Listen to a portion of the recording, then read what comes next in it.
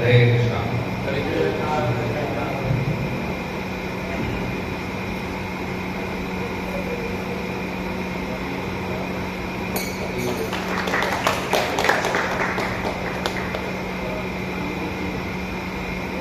तो हमारे जो शास्त्र हैं वो लिखे हैं श्रील व्यासदेव जी। श्रील व्यासदेव खुद कृष्ण के अवतार हैं और वे नीचे आए ही शास्त्र लिखने के लिए।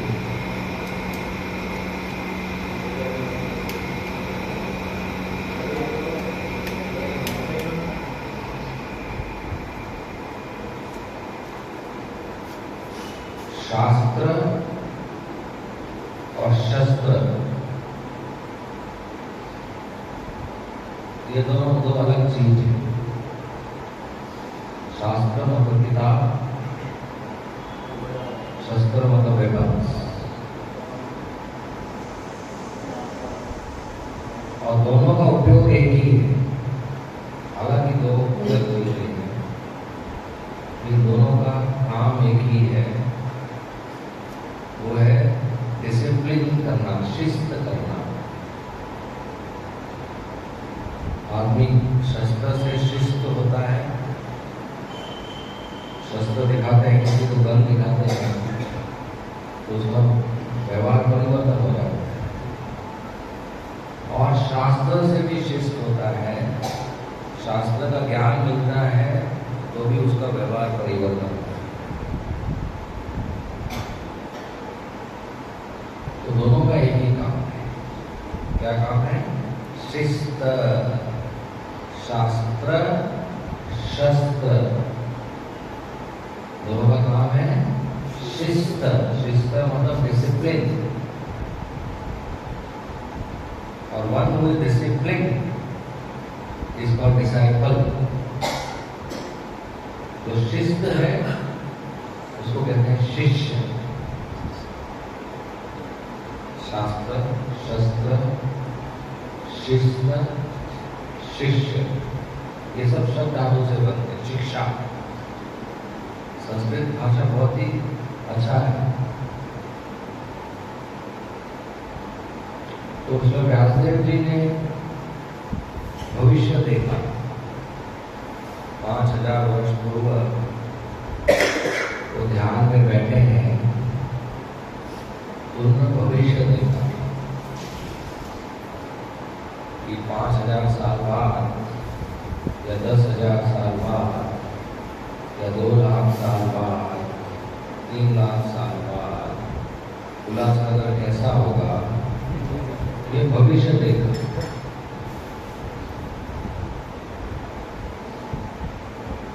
क्या देखा? कि लोग सुस्त हैं। सही है, इधर के लोग सुस्त हैं। कितने बजे उठते हैं? देखो, सुस्ती हुआ, सुस्त है। फिर देखा मूर्ख है। उल्लासनगर लोग मूर्ख है। कितने बजे रात को खाना खाते हैं? देखो, मूर्ख है, मूर्ख है। फिर आयु कम है। आयु भी कम है। 100 साल तक तो जीता है नहीं, आयु कम है। और वारंस में झगड़ालू है। छोटा बिल्कुल रोड पे हो जाता है, झगड़ा करते हैं, फिर साइन साइन करते हैं। वारंस में और पाखंड है, अंदर से कुछ और बाहर से कुछ और। बाहर से दिखाते हैं कि हमारे मित्र हैं, शुभ चिंतक हैं, लेकिन अंदर से कुछ और ही योजना बना रहे हैं। जैसे सेल्समैन होते हैं, सेल्समैन बाहर से क्या बोलते हैं? आपके लिए तो कोई भी नफा नहीं ले रहा होता है, आप तो अपने ही आदमी, लेकिन अंदर से काट रहा है। हिपोक्रेसी। एपैथी, भक्ति में रुचि नहीं है। सत्संग में आने को कहो तो रुचि नहीं है। उसी दिन बर्थडे पार्टी हो तो बहुत रुचि है, मैरिज पार्टी हो तो बहुत रुचि है, दारू की पार्टी हो तो बहुत ज़्यादा रुचि है। सत्संग में टाइम नहीं है, रुचि नहीं है। तो देखो उल्लासन द्वारा भागवत में लिखा है, आगे और क्या होगा, और खराब होगा। कुछ लोग व्यासदेव जी ने इसका हल ढूंढा, इसको सॉल्व करने का योजना बनाया कि जो कलयुग के वासी है, जो दुखी है, जो सुस्त है, जिनका आयु कम है, जो बीमार है, जो पाखंडी है, जो झगड़ालू है, जो भक्ति में रुचि नहीं रखते हैं, उनके लिए मैं कुछ करूँ।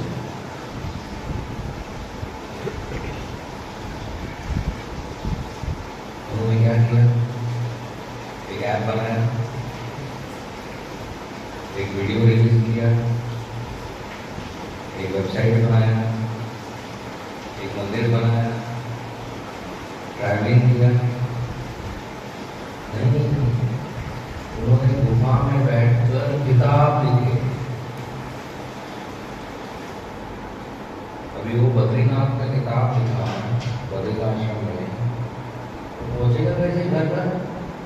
अभी तो ट्रक नहीं है, प्रिंटिंग टेक्नोलॉजी नहीं है, पेट्रोल नहीं है, रोड नहीं है, पब्लिकेशन हाउस नहीं है, छपाई तो है ही नहीं, ट्रांसपोर्टेशन भी है ही नहीं,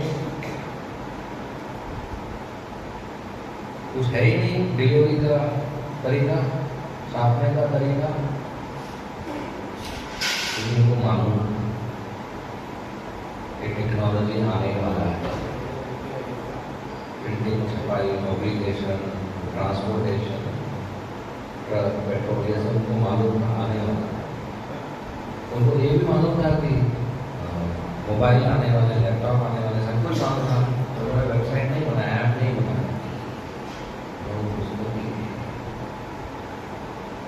ये सही तरीका है। इतना भी टेक्नोलॉजी आगे बढ़ जाए लाखों सालों तक, पुस्तक तो पुस्तक रहेंगे। इतना भी किंडल आ जाए, इतना भी स्क्रीन पे लोग पढ़े, पुस्तक पुस्तक रहेंगे।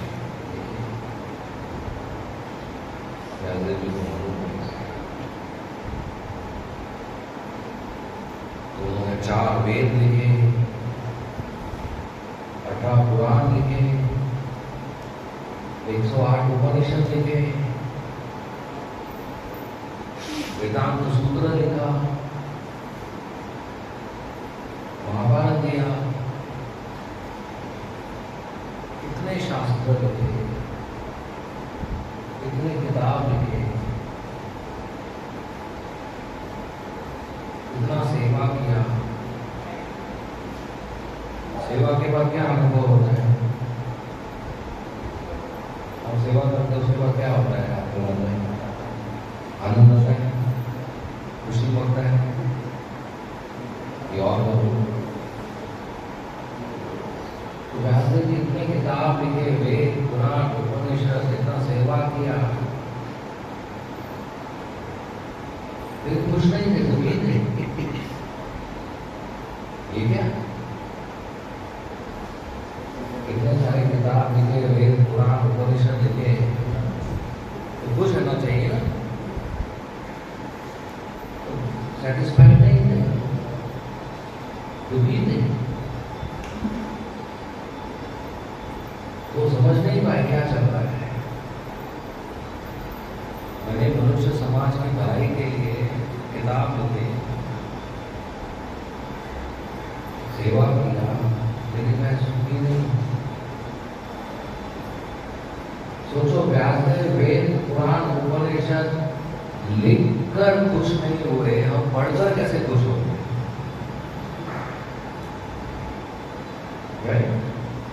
और हमको लगता है स्कूल में फिजिक्स केमिस्ट्री पढ़ के खुश हो जाएंगे। वेद पुराण लिखकर वो खुश नहीं हुए, हम सोचते हैं फिजिक्स केमिस्ट्री पढ़ के खुश हो जाएंगे। कैसा दुनिया है? हैरी पॉटर पढ़ के खुश हो गए,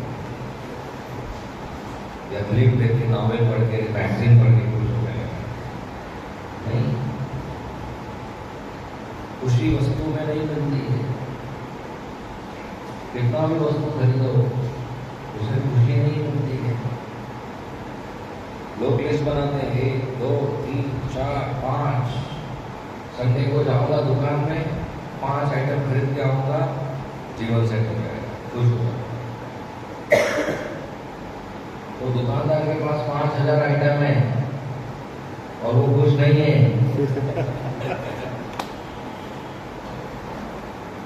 बोल के बैठा है कि कब खत्म हो जाए। हम 5000 में से 5 लेके आएंगे, खुश हो जाएंगे। ये कहाँ का बुद्धिमानी है?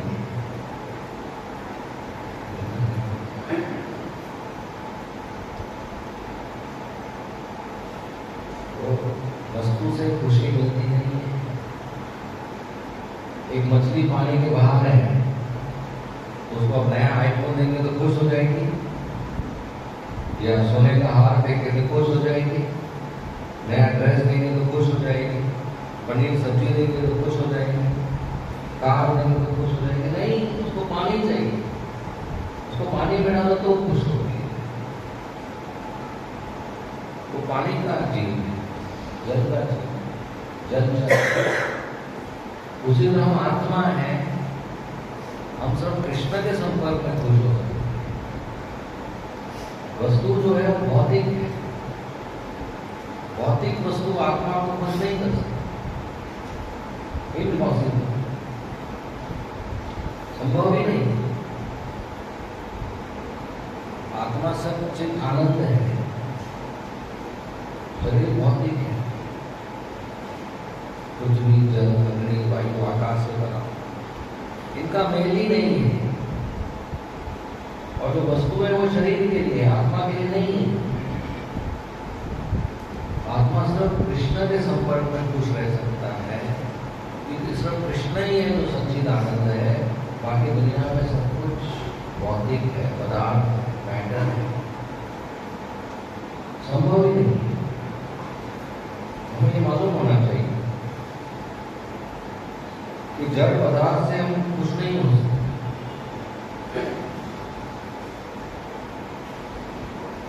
तो व्यासदेव जी ने वेद पुराण उपनिषद लिखा, ये तो सेवा किया, ये तो अच्छा काम किया, ये तो समाज की भलाई की, लेकिन फिर भी कुछ नहीं हुआ। तो विचार करने लगे कि क्या हुआ, क्या कमी हुआ, क्या कमी रह गया। विचार में वो समझने का कोशिश की, लेकिन सब कुछ नहीं समझ पाए। तभी उनके आश्रम में कौन आए? नारद मुनि। नारद मुनि व्यासदेव के गुरु। देखिए, व्यासदेव को भी गुरु की जरूरत है, और हम लोग बोले मुझे गुरु की जरूरत नहीं है, मैं मैनेज करता हूँ। मैनेज नहीं, डैमेज करता हूँ। बिना गुरु के भक्ति नहीं कर सकते। बिना एजुकेशन, शिक्षा के कुछ कोई भी काम नहीं कर सकता। हर चीज सीखने के लिए एक व्यक्ति चाहिए सामने। तो व्यासदेव प्रसन्न हो गए, खुश हो गए। नारद मुनि आए आश्रम में, गुरु महाराज आए, तुरंत उनको आसन दिया, उनका स्वागत किया, प्रणाम किया, बिठाया, सेवा किया, उनके चरणों में बैठे और उनसे प्रश्न पूछे कि मैंने समाज की भलाई के लिए वेद लिखा, पुराण लिखा, उपनिषद लिखा, लेकिन फिर भी मैं खुश नहीं हूँ, मेरा मन खुश नहीं है। ऐसा क्यों?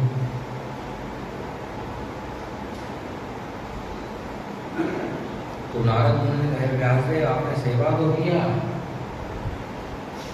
लेकिन आपने लोगों को इंद्रिय तृप्ति के बारे में बताया, साधारण धर्म के बारे में बताया। आपने अलग से कृष्ण और कृष्ण की भक्ति और शुद्ध भक्ति के बारे में नहीं लिखा है। लिखा है पुराणों में, विष्णु पुराण, पद्म पुराण में, लेकिन उसमें बाकी चीज भी लिखा है। तो लोग भ्रमित हो जाएंगे। आप तभी संतुष्ट होंगे पूर्ण तरीके से जब आप अलग से ग्रंथ लिखेंगे जिसमें सिर्फ शुद्ध भक्ति है, सिर्फ कृष्ण के बारे में है, कृष्ण के अवतारों के बारे में है, और कृष्ण का अपने शुद्ध भक्तों के साथ जो आदान प्रदान है उसके बारे में है। ऐसा ग्रंथ आप लिखेंगे तो ही ठीक होगा, नहीं तो नहीं। तो आपका मन संतुष्ट होगा। आपने लोगों को स्वर्ग प्राप्ति के बारे में बताया है, आपने लोगों को इस दुनिया में शांति से कैसे रहना है उसके बारे में बताया है, लेकिन भक्ति के बारे में, गोलोक वृंदावन में जाने के बारे में नहीं बताया। तो वो ठीक है। आप किसी बड़े मॉल में जाते हो, मालिक तो सब कुछ क्या डिस्प्ले करता है, कैसे आप पैसे खर्च करो, कैसे आप पैसे बचाओ, इसका कोशिश करता है। उसी तरह व्यासदेव ने कैसे दुनिया में रहना है वो बताया, सुखी रहना है, लेकिन कैसे घर का दुनिया छोड़ना है वो तो नहीं पता, कैसे कृष्ण की भक्ति करना है वो नहीं पता है। तो आप अलग से ग्रंथ लिखो, शास्त्र लिखो, तो सब शुद्ध भक्ति के बारे में, जो कृष्ण और उनके अवतार। ऐसा उपदेश देखकर नारद मुनि चले गए। दूसरे दिन सुबह व्यासदेव नदी किनारे ध्यान में बैठे और भगवान कृष्ण का दर्शन किया, गोविंद का, और गोविंद की शक्तियों का दर्शन किया। भगवान की 2 प्रकार की शक्ति है, अंतरंगा शक्ति और बहिरंगा शक्ति, इंटरनल पोटेंसी और एक्सटर्नल पोटेंसी। एक उनकी अंतरंगा शक्ति है जो श्रीमती राधा रानी है और उनके भक्त है, और एक बहिरंगा शक्ति है जो माया है। उन्होंने दोनों का दर्शन, कृष्ण का, कृष्ण के भक्तों का, कृष्ण की शक्तियों का, अंतरंगा शक्ति, बहिरंगा शक्ति, उनके विस्तार और अवतारों का। तो ये भक्ति में और मैच्योर हो गए और आगे एडवांस हो गए। फिर जाकर उन्होंने नया ग्रंथ लिखा, श्रीमद्। तो श्रीमद् भागवतम कोई साधारण पुराण नहीं है, बाकी साधारण पुराण तो लिख चुके, उसके बाद भक्ति में और मैच्योर हो गए और अनुभवी हो गए और साक्षात्कार हुआ, फिर ग्रंथ लिखा। तो वो सेम कैटेगरी में कैसे आया? बाकी सब ग्रंथ जो लिखा वो मैच्योर होने के पहले लिखी, अभी मैच्योर होने के बाद लिखी, अभी साक्षात्कार होने के बाद लिखे, अनुभव के बाद लिखे, धर्म सत्य से मुलाकात करने के बाद लिखे। तो ये भागवत बहुत ही अलग है। और उन्होंने माया देखी, लेकिन माया गोविंद के पीछे खड़ी, वो आगे नहीं आ सकती। जहाँ कृष्ण है वहाँ माया नहीं हो सकती। जैसे जहाँ सूर्य है वहाँ पर अंधेरा नहीं रह सकता। अंधेरा तब तक है जब तक सूर्य नहीं आता। एक बार सूर्य आ गया तो अंधेरा दिखता है, कहाँ है? कल रात को अंधेरा था, अभी ढूंढो, अभी नहीं मिलेगा। जब सूर्य नहीं है तब अंधेरा है, जब सूर्य है तो अंधेरा है। इसी तरह कृष्ण जहाँ है वहाँ पर माया नहीं। माया का प्रभाव होता है बद आत्मा को, कंडीशंस को। हम सब कृष्ण के दास हैं, लेकिन इस भौतिक दुनिया में आकर बद आत्मा हो जाते हैं, 3 गुणों के बंधन में आ जाते हैं, माया के अधीन आ जाते हैं। माया का 2 शक्ति होता है, एक है आवरण आत्मिका शक्ति, दूसरा है प्रेक्षपक आत्मिका शक्ति। आवरण आत्मिका मतलब कवरिंग पोटेंसी, आवरण मतलब कवरिंग। माया हमारे असली ज्ञान को ढक देती है, आवरण कर देती है, कवर कर देती है। हमारा असली ज्ञान ये होना चाहिए कि मैं कृष्ण का दास हूं, मैं कृष्ण का अंश हूं। लेकिन माया इसको ढक देती है और हम गलत विचार में रहते हैं कि मैं लड़का हूं, मैं लड़की हूं, मैं माता हूं, पिता हूं, बेटा हूं, बेटी हूं, भारतीय हूं, अमेरिकन हूं, लॉयर हूं, मैनेजर हूं, डॉक्टर हूं, ब्रह्मचारी हूं, गृहस्थ हूं। तो ये क्या है? आवरण, कवरिंग पोटेंसी, आवरण ढक दिया। एक सुअर विष्णा खाता है और आनंद में रहता है। क्यों? उसको आनंद क्यों आता है उसमें? वो तो आनंद की चीज नहीं है, लेकिन उसका ज्ञान ढक गया, आवरण। तो माया के अधीन रहकर जो भी आनंद प्राप्त करने का कोशिश करते हैं, वो सब आनंद का लायक नहीं होता है। लेकिन हमको लगता है सब मजा आता है, आनंद आता है, आवरण का हमारा असली ज्ञान का। फिर दूसरा है प्रेक्षपक आत्मिका, पुलिंग डाउन पोटेंसी, कि करोड़ों में एक जो आवरण से बाहर निकलने का कोशिश कर रहे हैं, माया उसको पीछे खींचती। जैसे जेल में गेट होता है, आवरण बंद कर देते हैं। और अगर जेल के अंदर प्रिजनर जो है, कैदी, वो सब नियम अच्छी तरह पालन करता है, उसको बोलते शाबाश, गुड बॉय, अच्छा कहते हैं। 100 में से एक भागने का कोशिश करेगा, उसको पीछे खींच लेंगे, उसके ऊपर ज़्यादा फोर्स डालेंगे, डबल ताला डालेंगे, जंजीर से बांध देंगे, सिक्योरिटी गार्ड रखेंगे, बाकी के लिए नहीं करेंगे, सिर्फ उसके लिए जो भागने का कोशिश करता है। माया तो सबको ढकती है, लेकिन जो माया से बाहर निकलने का कोशिश करता है, माया अपना शक्ति बढ़ा देती है, उसको वापस पीछे खींचने के लिए, उसको पुलिंग डाउन करने के लिए। सुबह सुबह हम उठते हैं, जब करते हैं तो नींद आती है, ये माया पुल कर रही है, पुलिंग डाउन हो रही है, माया खींच रही है। क्योंकि हम जब जब कर रहे हैं तो माया से बाहर निकलने का प्रयास कर रहे हैं, जेल से बाहर निकलने का प्रयास कर रहे हैं, तो माया क्या करती है? हमको खींचती है। कैसे? नींद भेजकर। यही सुबह सुबह 5 बजे हाथ में माला के बगैर महाप्रसाद हो, पूरा नींद खत्म हो जाएगा। हरे कृष्णा बोला तो नींद आएगा, महाप्रसाद बोला तो नींद नहीं आएगा। देखिए, या ये किसी दोस्त का कॉल आ गया, how are you? I am fine, नींद खत्म हो जाएगा।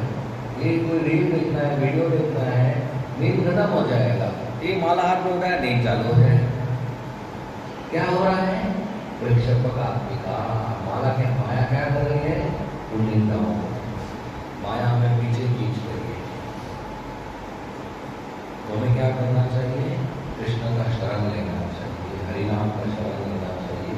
उठकर खड़े होकर ज्यादा ध्यानपूर्वक हरे कृष्ण कृष्ण कृष्ण कृष्ण हरे हरे, हरे राम राम राम हरे हरे।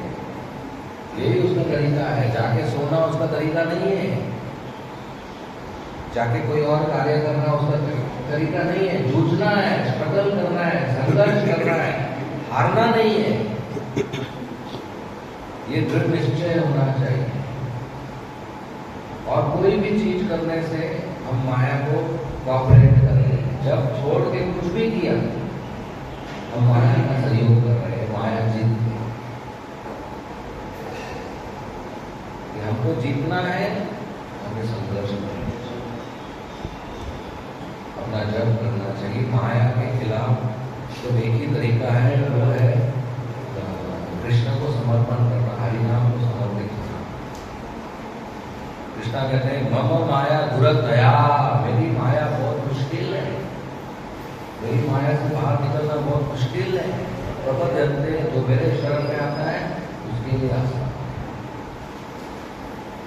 किसी का पालतू कुत्ता आपके पीछे पड़ जाए तो उसे ज्यादा तेज भागना मुश्किल है, उसको हटाना मुश्किल है, उसको डराना मुश्किल है। लेकिन अगर आप उसके मालिक के पास गए तो मालिक कुत्ते को बोलेगा मेरा दोस्त है, कुत्ता छोड़ देगा, ये तो जीवन भर आपके पीछे पड़ेगा। उसी तरह माया कृष्ण की है, माया से छुटकारा पाना मुश्किल है।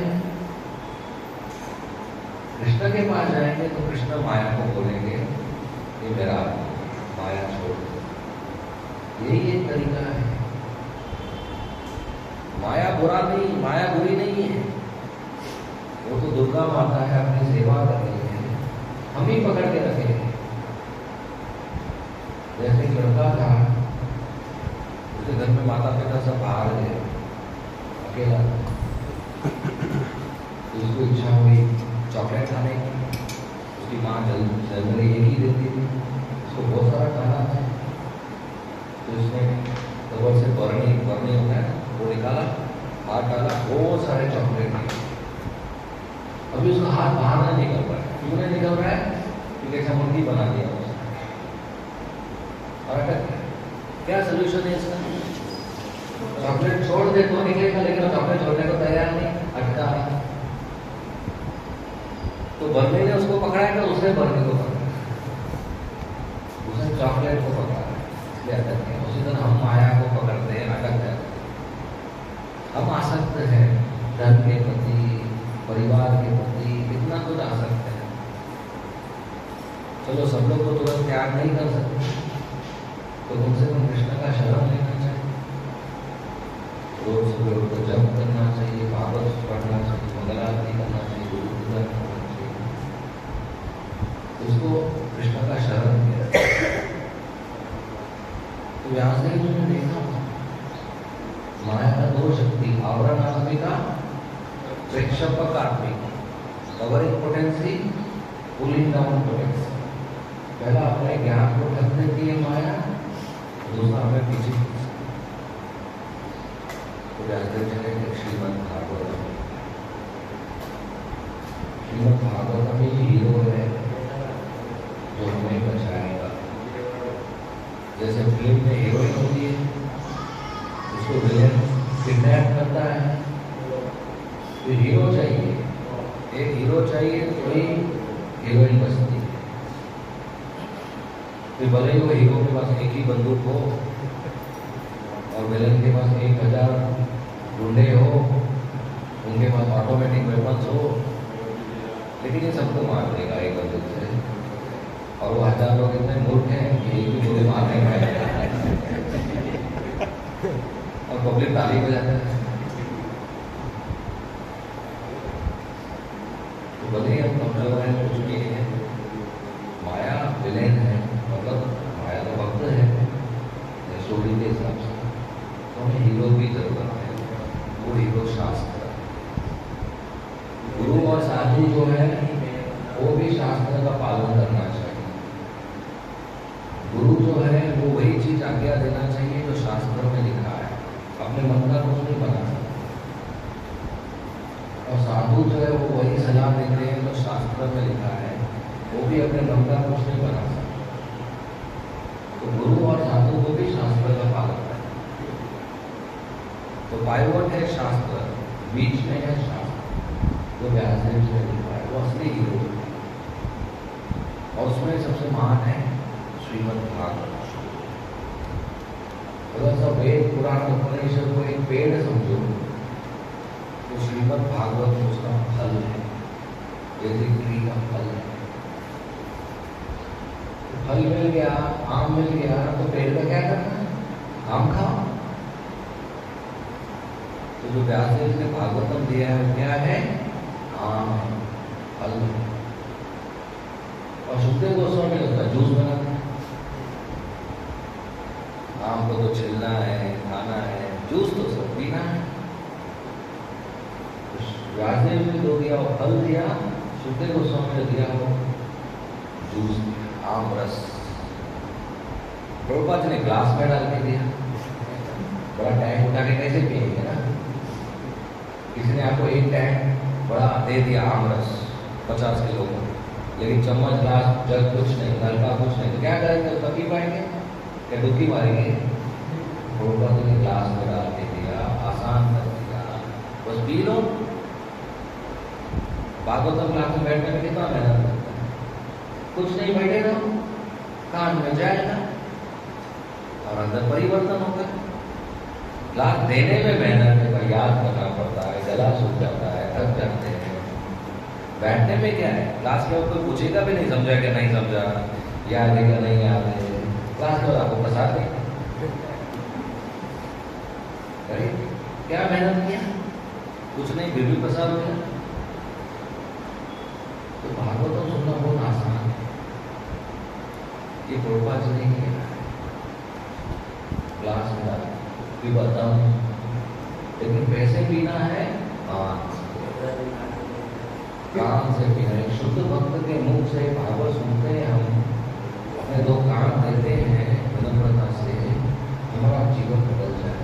जो भी आपके जीवन में समस्या है, जो भी आपके भक्ति में अवरोध है, जो भी आपके बुरी आदत है, जो भी आपके अनर्थ हैं, सब चले जाएंगे, सब भागवत सुनो, तो साधु के मुख से सुनो, बस बैठो और सुनो, और कुछ नहीं करना है, अपने आप सब हो जाएगा। इतना शक्तिशाली है अमल पुराणम। अमल मतलब कोई भी उसमें मल नहीं है, कोई भी गंदगी नहीं है। जो चार गोल है लाइफ के, उद्देश्य है लाइफ के, धर्म, अर्थ, काम, मोक्ष, इसके बाद जो शुरू होता है उसको श्रीमद् भागवत।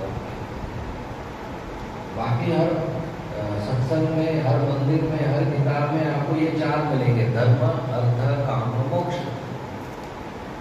ये चार को हटाकर जो बचा वो भागवतम। भागवतम बहुत महान है। श्रीमद् भागवतम और भगवान कृष्ण में कुछ भी फर्क नहीं है। जब भागवतम पढ़ रहे हो या सुन रहे हो, मतलब डायरेक्ट भगवान कृष्ण के संपर्क में हो, उससे बड़ी चीज क्या है? इसलिए भागवत में लिखा है नित्यम भागवत से गया। नित्यम मतलब रोजाना, एवरीडे, रेगुलरली, रोज। नित्यम भागवत से गया, रोज भागवत सुनना। ऐसा लिखा है रविवार भागवत से गया या संडे को सुनना, या कभी कभी भागवत से गया, नहीं, नित्यम। तो चलो रोज में क्लास नहीं होता है, लेकिन घर में पढ़ तो सकते हैं, और आजकल तो ऑनलाइन भी होता है, तो रोज भागवत पढ़ना चाहिए, रोज भगवत गीता पढ़ना चाहिए, रोज प्रभुपाद जी का पुस्तक पढ़ना चाहिए। और जब भी हमारा क्लास होगा उसमें भाग लेना चाहिए। मंदिर आके क्लास सुन सकते हैं, इधर सुन सकते हैं, आपस में कर सकते हैं। ऐसा करने से हम भक्ति में बहुत जल्दी आगे बढ़ते हैं। तीव्र भक्ति होती है। कोई सोचते हैं कि सालों से भक्ति कर रहे हैं, आगे नहीं बढ़ रहे हैं, कि वो थोड़ा कर रहे हैं, रोज बढ़ाओ। तीव्र जैसे अभी सूरज है, दोपहर में सूरज होगा तो कुछ जल जाएगा, कुछ नहीं जलेगा।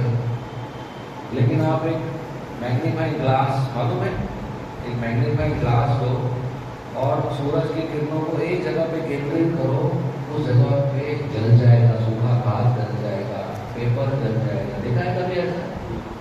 तो बिना ग्लास के क्यों नहीं जल रहा है? क्योंकि तीव्र फोकस नहीं हुआ। उसी तरह हमारी भक्ति अगर तीव्र हो गई तो माया जल जाएगी, हमारा बंधन जल जाएगा, हमारा अटैचमेंट जल जाएगा। तीव्र नहीं हुई तो टाइम लगेगा। तो तीव्र भक्ति करना है, रोज बढ़ाना है, रोज करना है, ध्यान पूर्वक जप करना है, भागवत पढ़ना सुनना है, भक्तों की सेवा करना है, प्रचार करना है, ये तीव्र रूप से करना है। पार्ट टाइम करते हैं हम तो टाइम लगेगा, तो बहुत ध्यानपूर्वक हमें जप करना चाहिए, क्लास सुनना चाहिए, भागवत पढ़ना चाहिए, ताकि हम जल्दी से भक्ति में आगे। और यही हमारे जीवन का उद्देश्य है। मनुष्य जीवन में इतना अच्छा मौका मिला है तो इसको नहीं गंवाना चाहिए।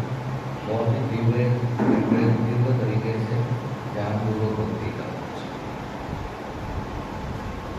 तो ये श्रीमद् भागवतम और कृष्ण में फर्क नहीं है। तो कलयुग में धर्म भगवान चले गए तो धर्म भागवत में छोड़ के गए।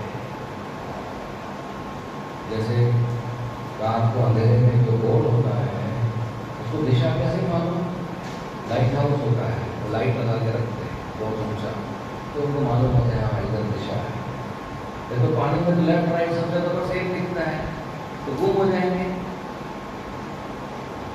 दिशा के बिना समझो आपको मैं बोलूँ इधर से इधर स्ट्रेट लाइन में चलो, आँख बंद करके, आपको लगता है स्ट्रेट उधर पहुँचेंगे, वो उधर पहुँच जाएंगे। आप दिशा नहीं होगा ना तो कहीं भी चले जाएंगे। कोशिश करो जाके घर में, कहीं भी पहुँच जाएंगे। तो दिशा चाहिए, तो वो दिशा कलयुग में भागवत देता है। दिशा नहीं है तो कहीं भी गड़बड़ हो जाएगा, एक्सीडेंट हो जाएगा। एक अंधे व्यक्ति को कार चलाने को दो, वो तो एक्सीडेंट कर देगा। आजकल वही हो रहा है, अंधे लोग गाड़ी चला रहे हैं, अंधे लोग देश चला रहे हैं, अंधे लोग दुनिया चला रहे हैं, अंधे लोग पढ़ाई स्कूल में पढ़ा रहे हैं, अंधे लीडर हैं। तो समाज में देखो आज नवयुवकों का क्या हालत हो गया है। मोबाइल में डिस्ट्रैक्टेड है, रील बनाने में डिस्ट्रैक्टेड है और टाइम पास में डिस्ट्रैक्टेड है। क्यों? क्योंकि लीडर ही ठीक नहीं है।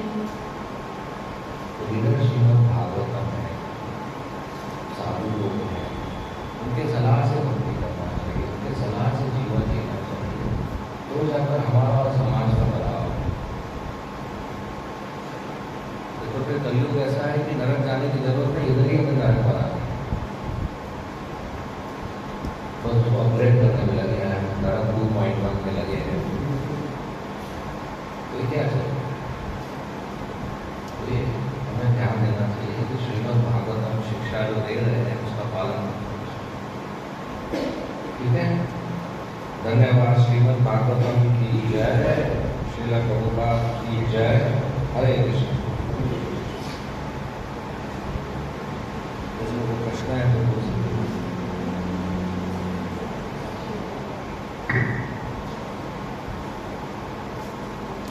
हाँ समाज में इन्वेस्टिस हो रहा है, अगर वो हमारे पावर में है तो हम उसको अटैक करते हैं, लेकिन अगर हमारे पावर में नहीं है तो हम डर जाते हैं कि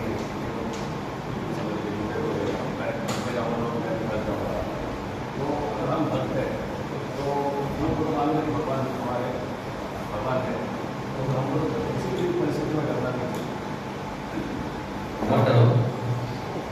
लेकिन फिर हम जाते जाओ ऊपर खुद ही मारो, भगवान है,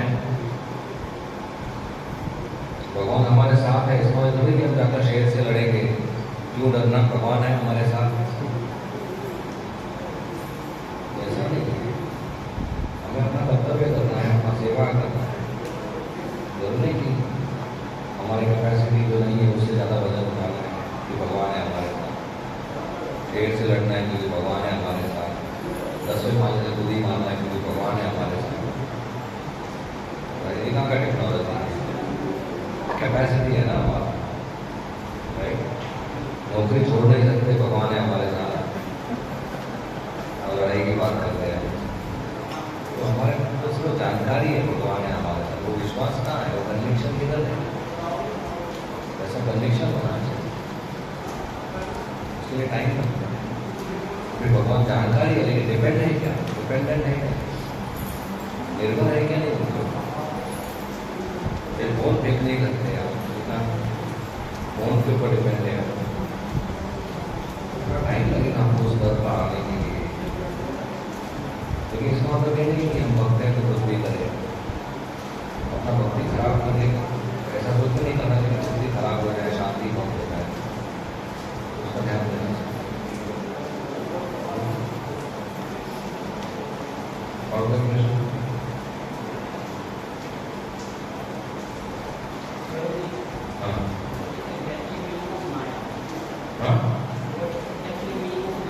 माया मतलब वो जो नहीं है, माया मतलब दैट विच इज नॉट, वो जो नहीं है। अभी समझो आप अंधेरे कमरे में गए और एक रस्सी है, लेकिन आपने सोचा सांप है, वो माया है। क्या सांप माया है? नहीं, सांप तो कहीं है। रस्सी माया है? नहीं, वो तो कमरे में है। लेकिन आपका जो विचार है कि ये रस्सी सांप है, वो माया है। वो जो नहीं है, क्या नहीं है? वो सांप नहीं है, लेकिन आप सोच रहे हो सांप है, इसलिए आपको डर है। वो डर माया नहीं है, डर असली है। लेकिन वो जो विचार है जिसके कारण डर है कि ये सांप है, वो विचार है, वो तो नहीं है। मैं लड़का हूँ, ये माया है। मैं तो कृष्ण का दास हूँ, वो जो नहीं है, क्या नहीं है? मैं लड़का हूँ, नहीं है, लेकिन मैं सोचूं है, वो माया है।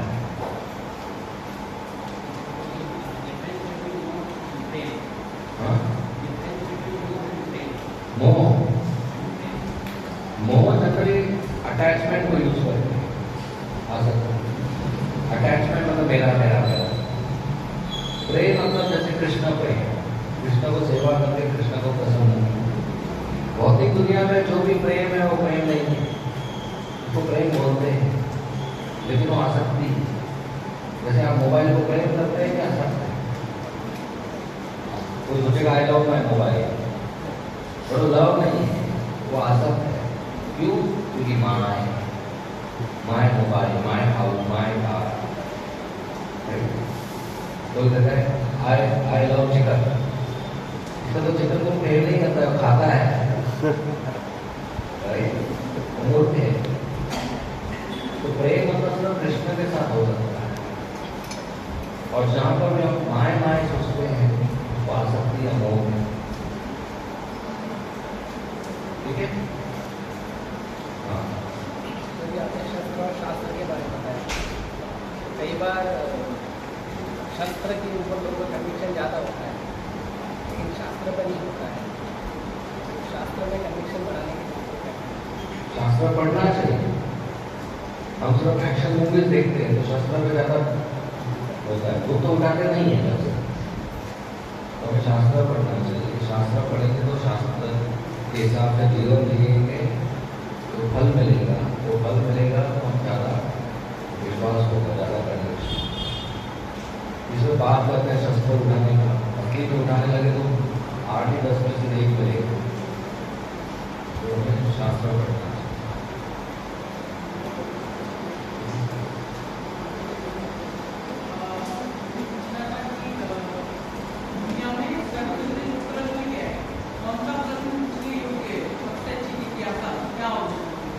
How can I serve you? Krishna से पूछना चाहिए मैं आपकी क्या सेवा करूं। लेकिन जिस भी जिज्ञासा से आप भक्ति में आगे बढ़ते हो वो आपके लिए सर्वश्रेष्ठ। जिस भी जिज्ञासा से आप कृष्ण की सेवा कर पाते हो वो आपके लिए सर्वश्रेष्ठ।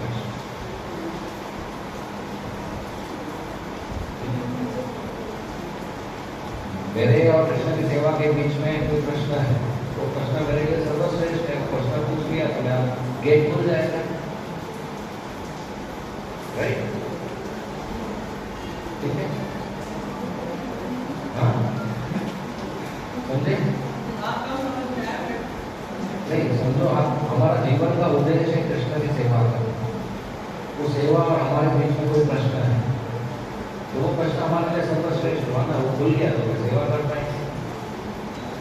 राइट? अभी आपको हीरा चाहिए, राइट?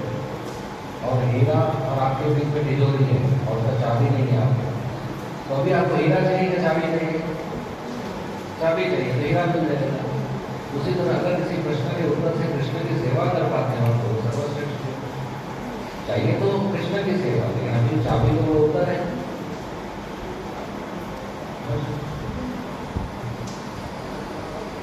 और कोई प्रश्न? हाँ हाँ,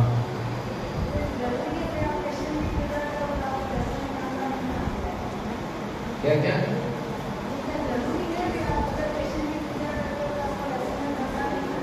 देखिए, हमें वही खाना चाहिए जो कृष्ण को भोग लगाया, और कृष्ण को वही चीज भोग लगाना चाहिए जो कृष्ण को पसंद है।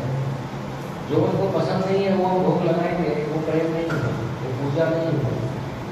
तो कृष्ण को कांदा लहसुन पसंद नहीं है, तो अगर आप उनको प्रेम करते हो तो आप कैसे दोगे? और उनको नहीं दोगे तो आप कैसे खाओगे? क्योंकि हमको सिर्फ प्रसाद खाना चाहिए, भोग लगाओ। तो कांदा लहसुन तमोगुण में आता है, वो हमारे भक्ति के लिए अच्छा नहीं है। और हम अगर कृष्ण का प्रेम करते हैं तो उनको नहीं खिलाना चाहिए, क्योंकि उनको पसंद नहीं है, तो बंद कर देना चाहिए। अरे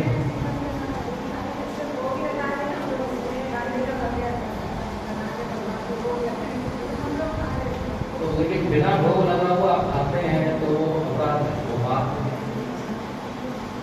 समझो आपके घर में कोई नौकरानी है, वो आपके घर में चावल दूध शक्कर लेती है, खीर बनाती है, और आपको नहीं खिलाती, खुद खाती है, आपको अच्छा लगेगा? अच्छा लगेगा? उसी तरह हमारे घर के मालिक कौन है और किचन किसका है, और उधर आप बनाएंगे लेकिन उनको नहीं खिलाएंगे, खुद खाएंगे, वो तो अच्छा नहीं है, वो नौकर का काम नहीं है।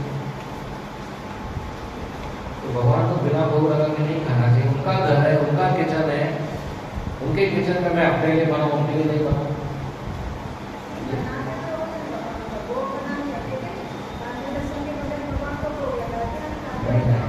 नहीं, बिल्कुल ठीक नहीं है। जो भी बनना है कृष्ण के लिए बनना चाहिए, वो मालिक है। समझ गया मैं? समझ में आपकी बात? आप 10 आइटम बनाते हैं, 5 भगवान को देते हैं, 5 अपने लिए बनाते हैं, या 2 अपने लिए बनाते हैं, वो ठीक नहीं है ना। मालिक के लिए सब कुछ बनना चाहिए। अगर आप किसी के घर पे रहते हो तो मेनू किसके हिसाब से बनेगा? मालिक के हिसाब से या सेवक के हिसाब से? आपके घर के मालिक कृष्ण है तो उनके हिसाब से मेनू बनाओ। अगर आप खुद को मालिक समझते हैं तो अपने हिसाब से मेनू बनाओ।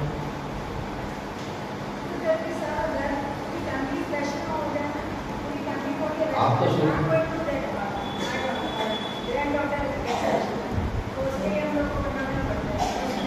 तो आप तो शुरू कीजिए, अभी लेट हो गया तो शुरू तो कीजिए। अगर आप पहले से ही करते हैं तो किसी को मालूम ही नहीं होता था घर में कांदा लहसुन भी होता है। नहीं डालेंगे ना, पता ही नहीं चलता है नहीं है इसमें, राइट? किसी को पता नहीं चलता है। तो आप शुरू कीजिए, भगवान आपको मदद करेंगे। साल में 2 बार तो कांदा इतना महंगा हो जाता है नहीं, बारिश आके तो महंगा हो जाएगा। देखो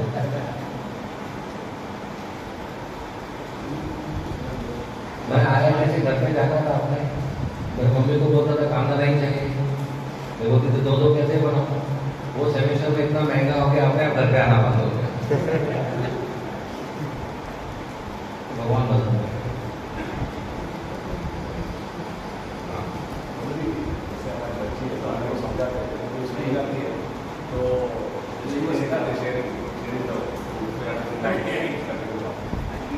नॉनवेज के मामले में तो पर्टिकुलर है, छोटे बच्चे खाना वाना नहीं समझते, तो समझाते रहना चाहिए।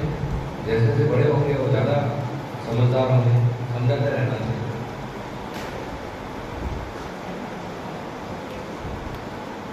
स्कूल में बोलते टिफिन जो लाया है सर होता बंदे दूसरे का शेयर करके शेयरिंग इज केयरिंग है, सिखाते हैं। हाँ, तो क्या शेयर कर रहे हैं उन्हें मालूम होना चाहिए। कुछ चीज़ नहीं भी शेयर करना चाहिए। खाना एक चीज़ है, उसमें से प्रसाद शेयर कर सकते हैं। जो चीज़ जैसे डॉक्टर ने कोई चीज़ मना किया तो उसको पूरी शेयरिंग करना है। तो उसी तरह भगवान भी डॉक्टर ही है, रूपक भी डॉक्टर ही है, उन्होंने उनको मना किया तो जो मना किया वो शेयरिंग नहीं करना। तो बताना चाहिए। बच्चे बड़े हो रहे हैं ना तो उनको थोड़ा बताना चाहिए कि तमोगुण है, तमोगुण शेयर नहीं करना है।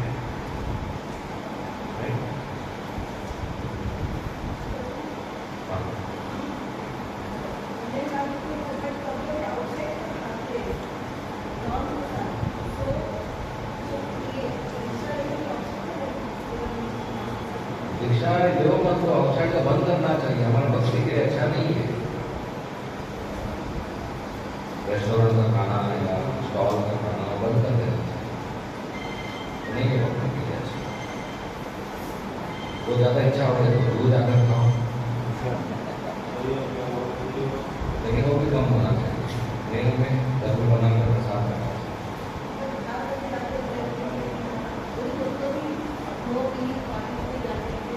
आगे जाओ, हम लोग भी तो जाते हैं, खाके जाते हैं। तो ठीक है, डब्बा लेके जाओ, तो हम लोग मिलके खाते हैं।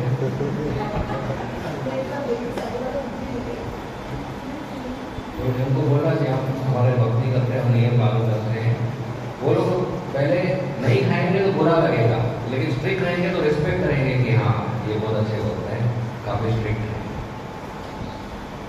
तो रिस्पेक्ट भी तो मिलेगा। स्टार्टिंग में उनको बुरा लगेगा, बाद में जिंदगी भर याद रखेंगे मेरी शादी में आई थी पनीर नहीं खाई, वो पूरा जीवन रिस्पेक्ट करेंगे। और जिस दिन वो भक्त बनना चाहेंगे, बोले कि इनसे क्या सीखना है, ये तो है नहीं में नियम तोड़ते हैं, हम कैसे उनके लिए रोल मॉडल करना चाहिए।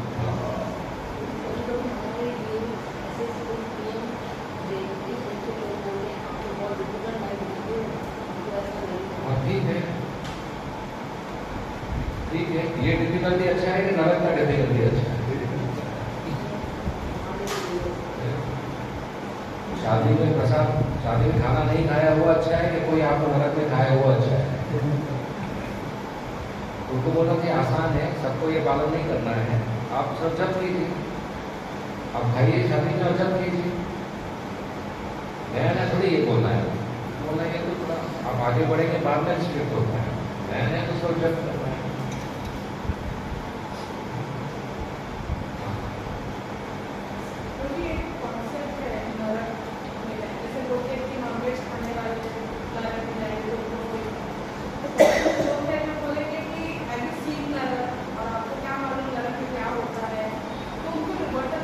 उसको दादा से विराट में पकड़े मालूम पड़ जाएगा।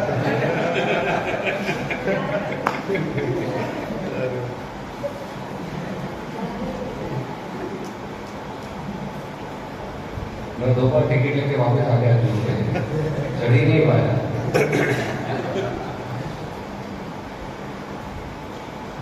तो शास्त्रों में लिखा है, इसलिए हमें मालूम है। कोई जेल भी तो नहीं गए, तो क्या जेल जाके दिखाया हो? शास्त्रों में लिखा है, मालूम है तो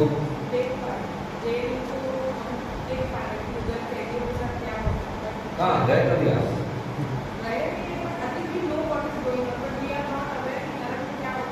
तो हाउ यू नो जेल के बारे में? पढ़ा ही है या सुना है? तो नरक के बारे में पढ़ा है, सुना है? भागवत में पढ़ो, मैं सुना रहा हूँ। नारद में तो पूरी दुनिया देख के आए ना, तो वही तो बता रहे हैं, जो पूरी दुनिया घूम के आया वो बता रहे हैं नरक है स्वर्ग है। तो अगर विश्वास नहीं रखेंगे तो ठीक है, जाके देखेंगे, भगवान हमारी इच्छा पूरी करेंगे।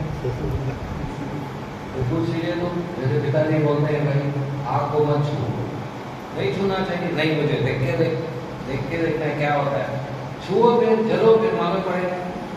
तो हर चीज अनुभव के बाद सीखना ये मूर्खता है, सुन के सीखना चाहिए। जेल जाकर नहीं सीखना है, जेल के बारे में सुनकर सीखना है। उसी तरह नरक जाकर नहीं सीखना है, नरक के बारे में सुनकर सीखना है। जब कल्याण म्यूनसिपालिटी शहर बनाता है तो जेल बनाता है, उसी तरह जब भगवान ने दुनिया बनाई तो जेल बनाया, उसी को नरक कहते हैं। सेम सिस्टम है, जो ज़्यादा पापी है उनको नरक में सजा मिलती है। और वो समझाना चाहिए।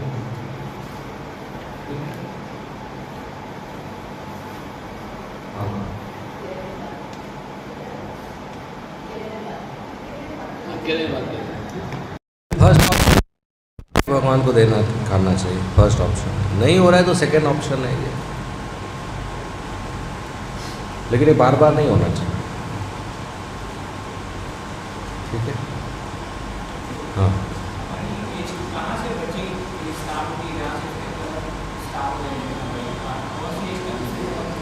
आपको भी नहीं है। हमारी एज बच्चे के 2 साल का बच्चे हैं, जैसे कि स्मार्ट ईयर में वो अपनी एज से स्टार्ट जनरली 5 साल से है, लेकिन ये लाइसेंस नहीं है बच्चे को तो कि पाँच के नीचे वाले को ट्रेन करो, बोलो मेरे दुश्मन को मार के आओ, देखो कुछ नहीं होगा। नहीं अज्ञान में जैसे कि हाँ, अज्ञान में किया तो 5 के नीचे, ठीक है। पाँच के ऊपर एकादशी वगैरह सब करना। कहाँ किया तो अच्छा है, करते हैं, सिखाना चाहिए।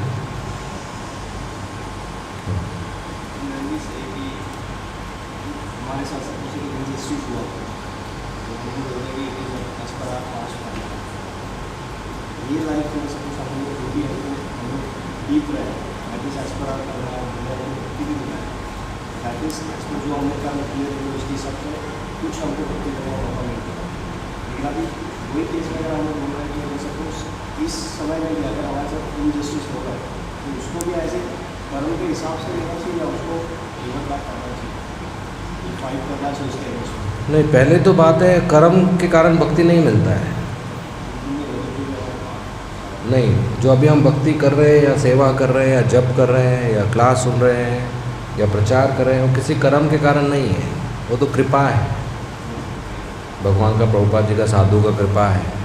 कर्म से भक्ति नहीं मिलता है। दूसरी बात है, भक्तों के साथ कुछ हुआ तो पहला प्रेफरेंस होना चाहिए सहन करना।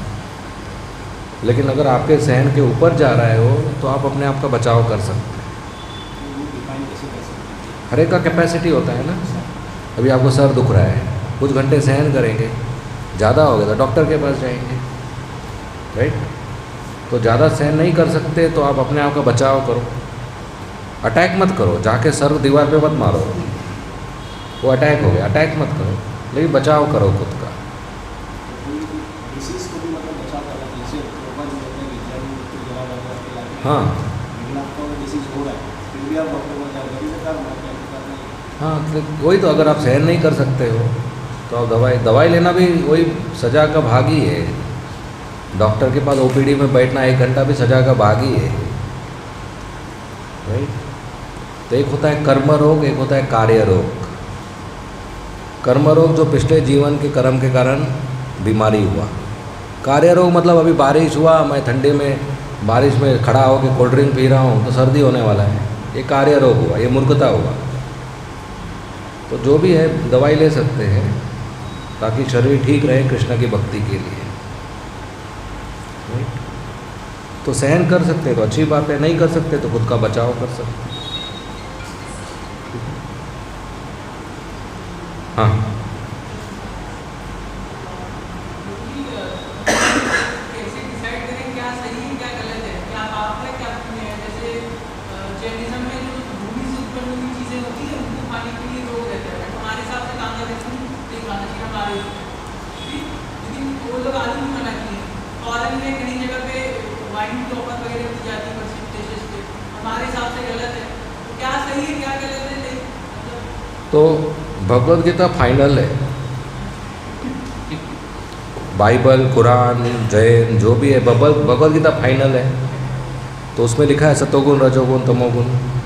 तो जो वाइन है वो तमोगुण में आता है, कांदा लहसुन तमोगुण में आता है, और मांस मच्छी रजोगुण में आता है, आलू सतोगुण में आता है। तो हम उसको ले सकते हैं, राइट। देखिए, धर्म एक ही है, अलग अलग लोगों को अलग अलग शिक्षा दिया गया है।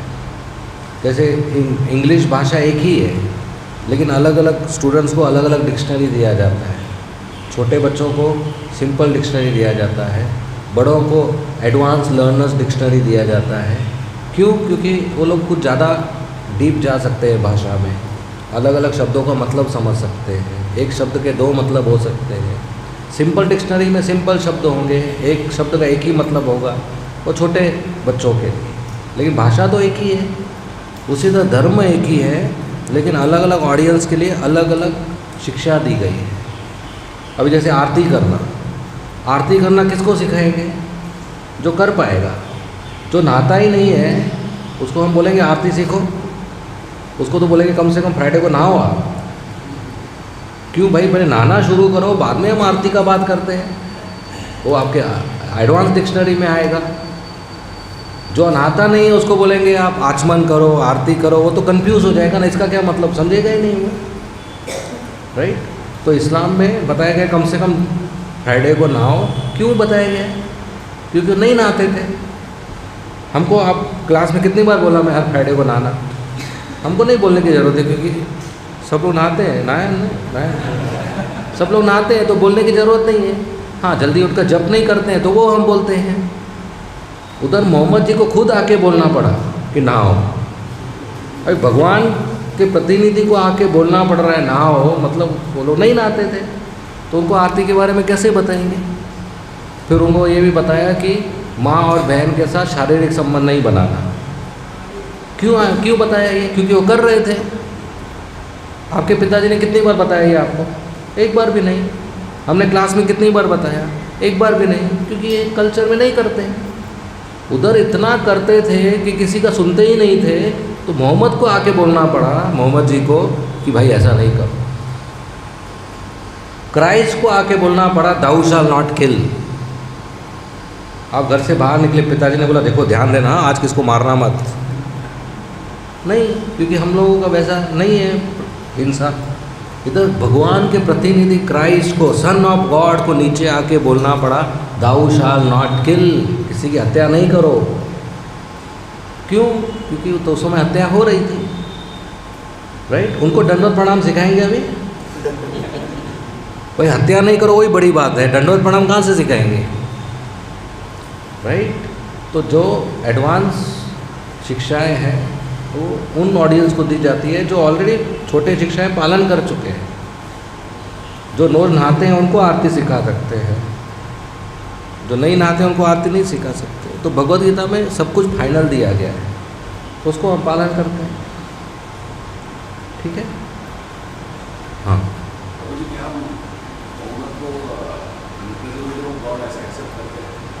वुमन को, हाँ हाँ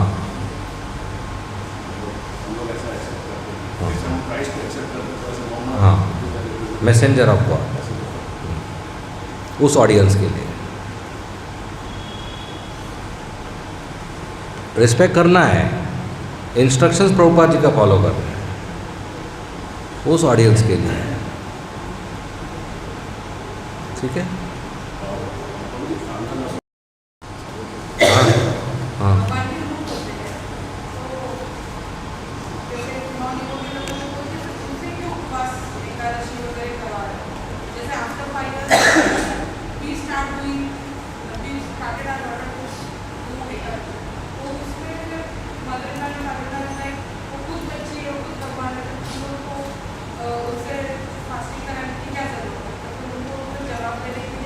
कौन बोला छोटे बच्चे भगवान के रूप होते हैं? अपने मम्मी को पूछो, आप छोटे थे भगवान के रूप थे क्या? ऐसा कुछ भी नहीं है। वो मासूम है, इसके लिए भगवान का दर्जा देते हैं उनको, लेकिन ऐसा नहीं है। वो भी तो कंडीशन सोल है, उनको मनुष्य जीवन मिला है, अभी बचपन से भक्ति करेंगे तो इसी जन्म मुक्ति मिलेगा, राइट। उनको तो मौका देना चाहिए भक्ति का। भगवान के रूप में, भगवान तो नहीं है ना, राइट। चैतन्य महाप्रभु भगवान है, खुद एकादशी की है वो। भगवान खुद एकादशी कर रहे, भगवान का रूप नहीं करेगा, राइट। छोटे बच्चों को शैतान भी तो बोलते हैं।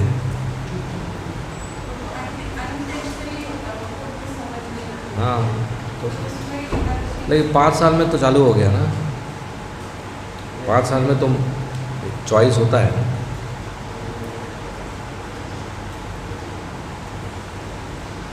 और कोई प्रश्न? हाँ,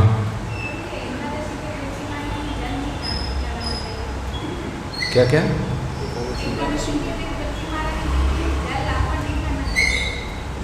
अच्छा, तो लिखा है हरि भक्ति विलास में नहीं ऑफर करना चाहिए, लेकिन ज़्यादा सूखा है तो करते भी हैं। तो अपने मंदिर में तो करते हैं ना, हम लोग मंदिर में करते हैं।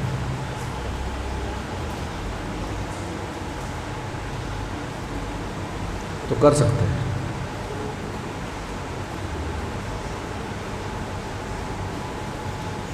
ठीक है, हैप्पी। हरे कृष्णा। श्रील प्रभुपाद की जय। हरे कृष्ण।